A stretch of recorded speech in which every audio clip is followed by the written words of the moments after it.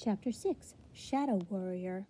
Jack and Annie went into the cave. They followed the ninja through the darkness. The back of the cave was lit with dozens of candles. Shadows danced on the walls. In the flickering light, Jack saw a dark figure sitting on a woven mat. The ninja master. The ninja bowed to the master. Then he stepped to one side. The master stared at Jack and Annie. "Sit," he said.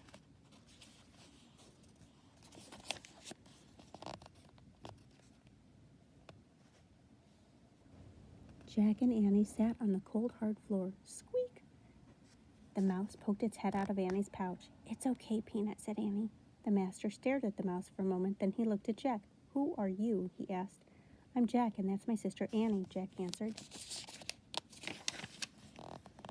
"Where do you come from?" the master asked. "Frog Creek, Pennsylvania," Annie answered. "Why are you here?" he asked.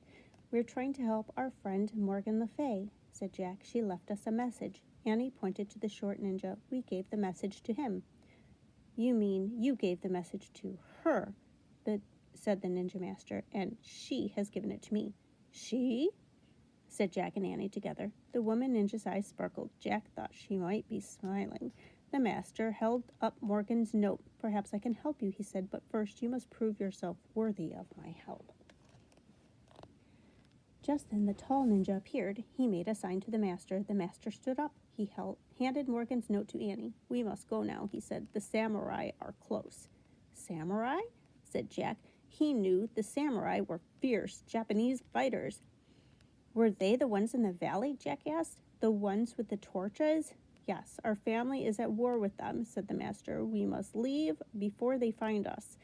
"But what about helping Morgan?" said Annie. The master strapped on his sword. "I have no time now," he said. "I must go." "Can't we go with you?" said Annie. "No, there is no place for you where we are going. You must find your way back to your house in the trees." "Alone?" said Jack. "Yes, you must go alone, and beware of the samurai." "Why?" said Jack. "They will think you are one of us," said the master. "They will ask you no questions. They will show you no mercy." "Yikes," whispered Annie. "But you have seen the way of the ninja. You can practice it yourself now," said the master. "How?" said Jack. "Remember 3 things," said the master. "What?" said Jack. "Use nature. Be nature. Follow nature." "I can do that," Annie said. Jack looked at her. "You can?" he said. The master turned to Jack. "Your treehouse lies to the east.